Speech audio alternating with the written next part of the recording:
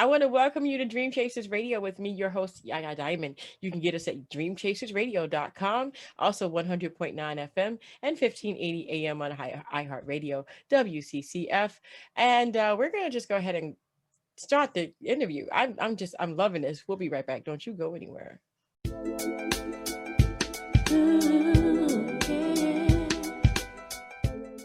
Welcome back to the show. So we have a wonderful interview today with an amazing author who wrote, I'm not even going to do that. I'm not going to do it. I'm not going to do it. I am not going to divulge the information. I'm going to let her do it. So welcome to the show. Please tell everybody who you are and what you do, please. Hello, Yaya, and hello, listeners. My name is Angela Legh, and I'm an author of the Bella Santini Chronicles. It is a series of books aimed at ages 8 to 11. It's fantasies, it's fairies and dragons and wraiths and all kinds of good stuff. And the books teach emotional intelligence.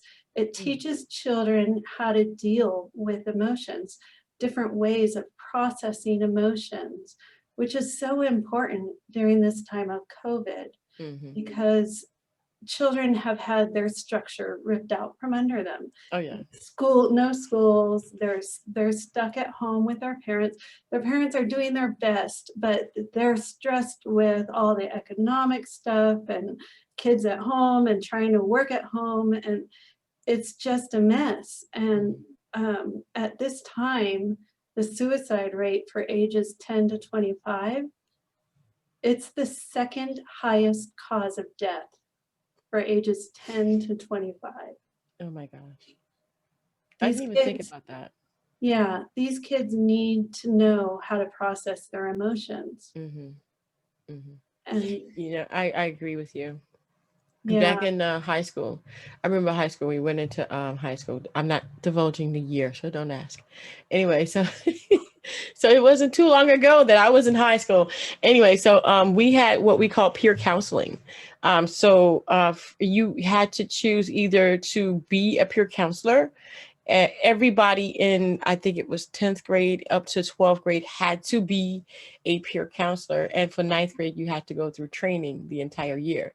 So basically what it was you trained for to be a peer counselor in the 9th grade, and you would have counselors come in to train you, people who did, that was certified in counseling, medically, would come in and train you how to pick and choose the keywords for suicide, the keywords for drugs, the keywords for abuse, neglect, molestation, things like that, with your peers. And then grades 10, they would put you in, I believe it was one class for 45 minutes where you had to counsel someone that had a very low, not grade. Right, just kind of like they needed to talk to somebody. In the 11th and 12th grade, we dealt with suicide, we dealt with drugs, we dealt with abuse, and anybody who was high up in the peer counseling would be dealing with that, like suicide and things like that. You would talk people down. I lost one person, which was really bad, to suicide. That's really hard. It's really hard. Yeah. It's really hard. And I didn't see it coming, and nobody saw it because this person never gave us the clues that they were going to do that. They never said anything, but in fact, we did save a lot of people by being peer counselors. The kids come to other kids to talk. They don't go to their parents most of the time. They don't go to adults, so that was ripped out from the system. And I thought that was horrific when they took that out, when they took the programs out. It's so important for kids to have someone they can trust to talk to. Yes. And one of the things that my books, I have book club questions at the end that are questions designed to spark interaction between parent and child about topics that the kids might not discuss. And I encourage the parents to share their own stories of how they felt in junior high or high school with their kids while they're reading the books. because that vulnerability opens a new depth, and the kids can trust the parents, knowing that they have that understanding. They can trust the parents more with their stories. And so overall, I know that you know this, but I'm going to go ahead and say it. I have decided to give away 150,000 copies of the first book in the series, Bella Santini in the Land of Everlasting Change. Right. And the reason I'm doing that is because of COVID, because COVID has really changed the ability of kids to talk to peers, or and those that are getting bullied through social media really don't have anyone to talk to, because they're maybe avoiding social media to avoid the bully. And my heart is to help kids.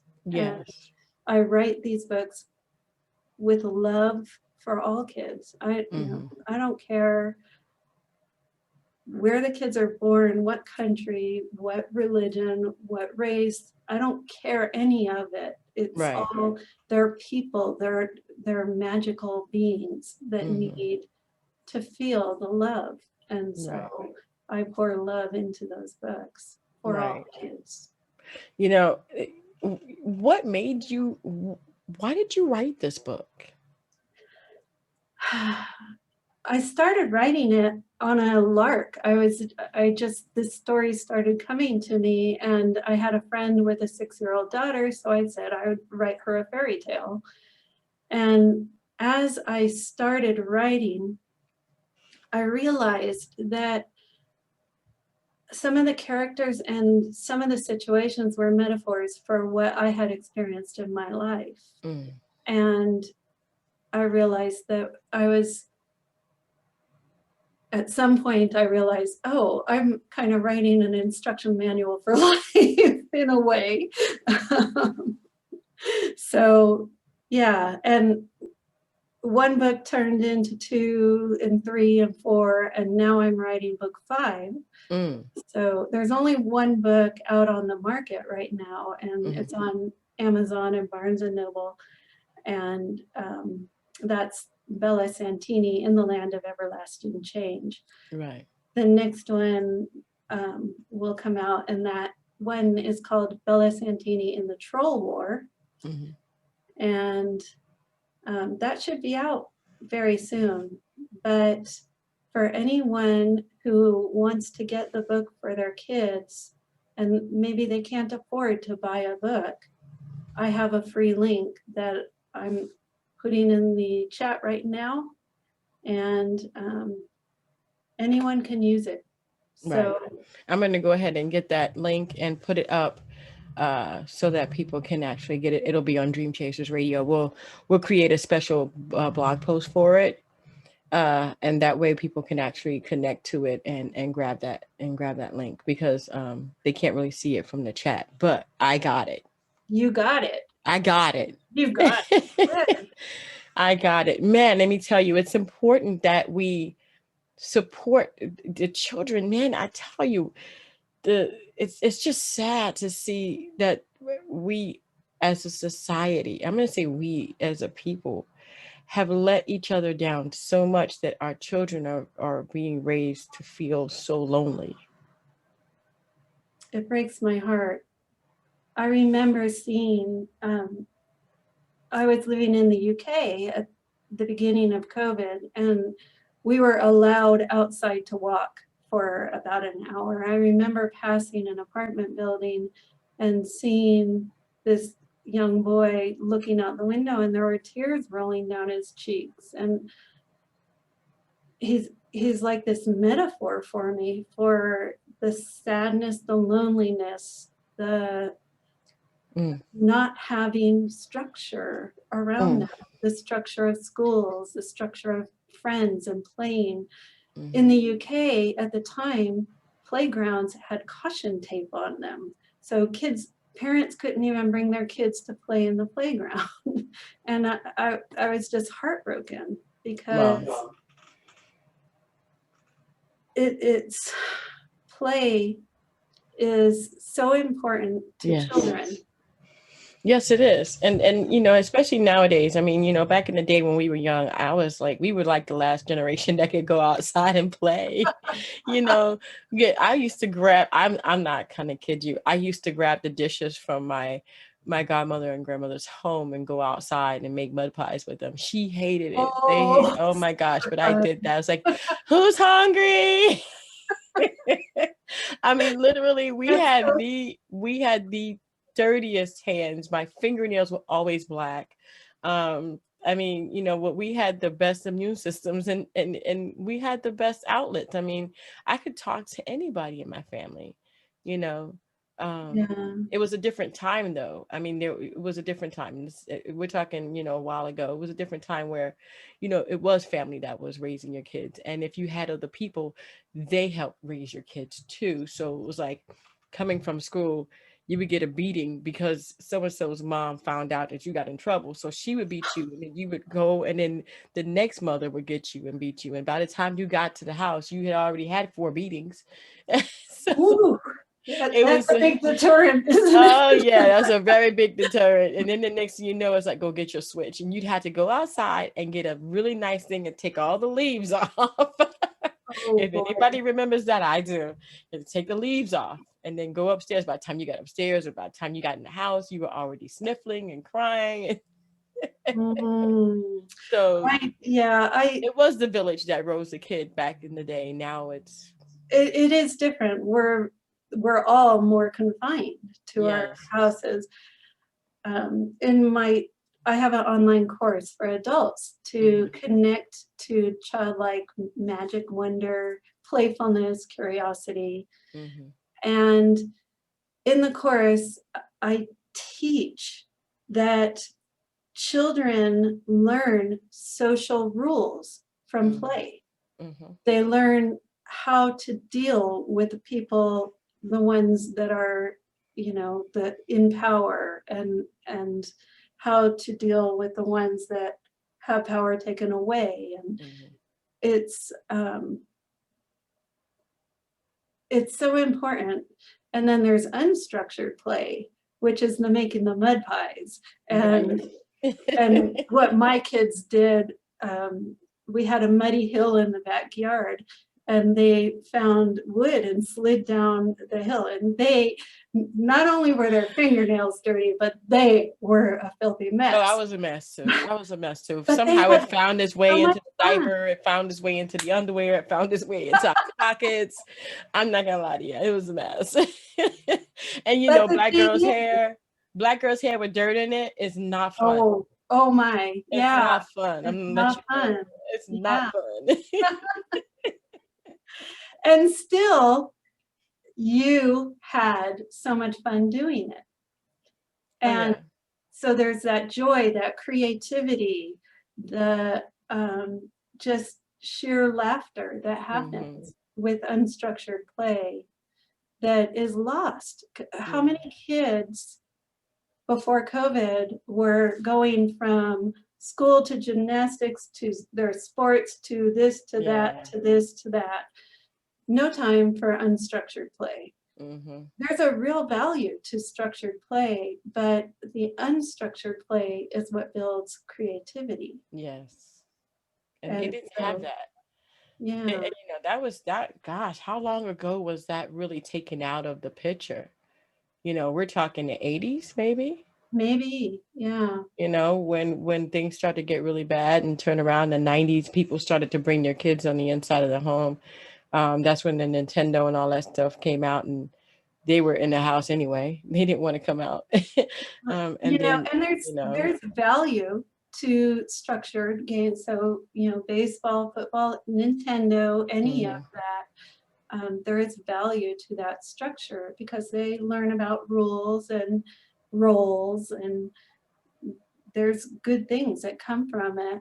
right. But the loss of Yeah. unstructured play. Yeah, the double dutch. I mean, I don't know any Oh, kids that know how to play double dutch now. Come on, man. Roller skating. It's like you see roller skating only for the older people on TikTok. Like, don't the kids know Oh how to no, roller skate?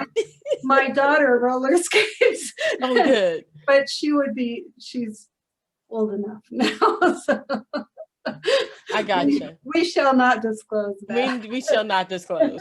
But literally, I mean, roller skating up and down the block, Oh skateboarding, yeah. when you had the pool, that was empty, the skateboarders were in it, I mean, literally, that So was much fun. Yeah. yeah, that was the generation I came from, where if it snowed outside, you got a cardboard box, you went to the city stairs in New York and in the Bronx, and you stood on the top of it. And what the plowers did was they would push the snow up against the stairs, so they knew the kids were going to come down, and to keep the kids from going into the middle of the street, they would push a pile of snow, so you would just literally go barreling right into that pile of snow. And you get off, and then you go back up and do it again. Super fun. Oh my Oh yeah. gosh. Oh yes. It Yeah. was amazing. I mean, it was just, the park and the mud pies and skating and walking to the mall and walking to the theater, you Yeah, know. that freedom, the freedom of riding your bike or running through a field when there was a Mhm. field available and run through. Definitely with all your friends, like 6 of your friends on little bikes just riding up and down the street. I mean, I did that. Yeah, I me did too. that. Yeah. And as we grow into adulthood, we leave that behind. I don't want And to. Do you want to ride your bike with me today? I do. I'm I literally do. like yearning for that time where, and I don't think the children of this age, these last few years, they don't know that. I think let fewer do. Yeah, fewer. Um, I think that most adults don't. Mhm. I think you're an exception. I'm an exception. And I teach adults how to get back into that.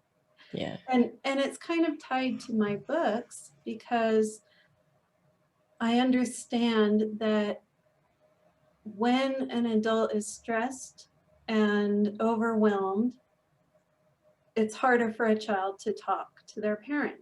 Mm.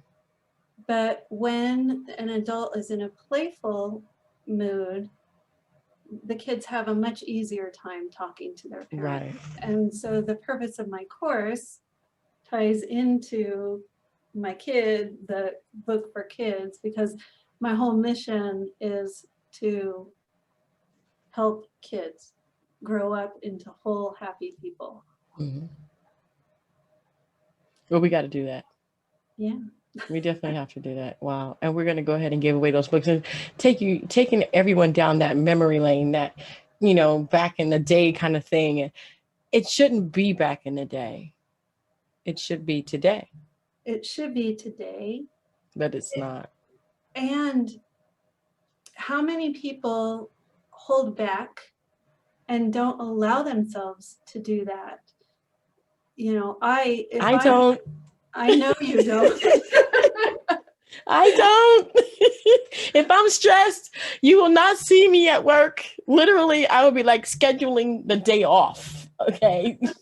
As a matter of fact, I'm getting ready to do that next week. I'm scheduling myself off one day next week. You understand the value of playtime in your life. Yes. And how it really opens your life up. It makes relationships better. Yes. It makes you more effective at work. Mm-hmm. Astonishingly. Yes, it does, actually. I get more work done. Yeah, exactly. Because you take care of yourself in that way. And, I think about all the people who only let go and allow play when they have a 3 or 4-year-old with them. Mm-hmm. As if that kid is the ticket to not being judged by being playful. Right. And I would love it if I passed a playground and saw 12 adults swinging on swings. You might see me. You might see me. You'll definitely see me. Yeah. Yeah. Definitely. Yeah. Wow. Well, you know, it's such a pleasure to talk with you. Thank you so much for being on the show. We're going to go ahead and have that link in the description box as well as on Dream Chasers Radio and the blog. And we'll put that blog post here underneath in the description box so that you can click on that and go ahead and get your free book. You know, being and getting away and being being that child again is the key to staying young. For It is. me, it really is. It really is. For me, it's more like you have to realize that stress kills. And the Yes. moment that you realize that stress takes years off of your life, the only way to add those years back on is to de-stress. So what is your de-stressor? I mean, you know, is the beach a place you'd like? Then No. schedule yourself at the beach at least once a week. You know, Yeah. me, I love amusement parks. I love roller coasters. Yes, that's me. Yes, I know. All my Black people out there going, you got to be kidding me. No, really, that's my thing. But I schedule myself. I love to go to the amusement parks. And my daughter's 18 and she comes with me each and every time. We have a great relationship together. And Beautiful. so, yeah, definitely. My son is a wuss. But Oh, my well, daughter so am is, I. she's the adventurous type. My son says he'll never get on a roller coaster again. When, when I'm on a roller coaster, I say, it's only 60 seconds. I could do anything for 60 seconds, and I Yeah. set myself up to do it because it scares me. Let me tell you something. I'm the kind of person that if I didn't have to get off, they'd have to run at least 2 or 3 times. I'm good. Can I stay on? Oh, yes. That's me.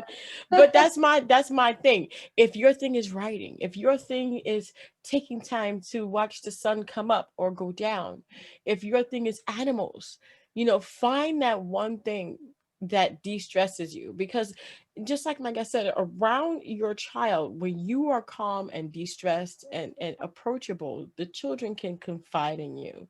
And so that's a major thing. Where can people find you? Where can they find the rest of your books that are coming out? Where can they subscribe to your, you know, or join your mailing list?